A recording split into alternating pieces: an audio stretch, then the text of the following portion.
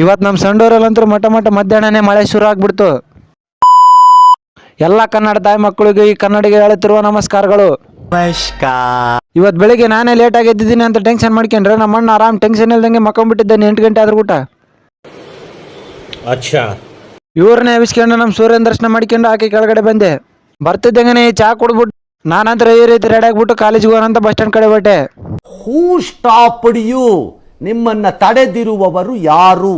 Bus stand ಕಡೆ ಬರ್ತಿದ್ದಂಗೆ Rampur ಚೋರ್ನೂರು 2 bus ಬಂದ್ಬಿಟ್ವು.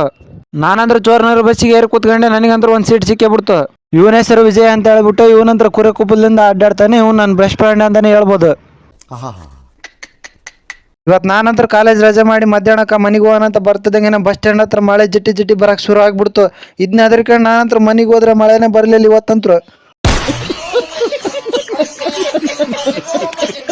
ಇವತ್ತು ಸಾಯಂಕಾಲ ಎದ್ದು ಮಾಡಕ್ಕೇನೋ ಕೆಲಸ ಇಲ್ಲ ಅಂತ ಮಕ್ಕ ತೊಗೊಂತಿದ್ದಂಗೆ ನನಗಂದ್ರೆ ಮಂಡಕ್ಕಿ ಮಿರ್ಚಿ ಹಾಕಿ ಕೊಟ್ಬಿಟ್ರೆ ಇದನ್ನ ತಿಂದ್ಬಿಟ್ಟು ನಾನಂತರ ಮಲ್ಕೊಂಡ್ಬಿಟ್ಟೆ.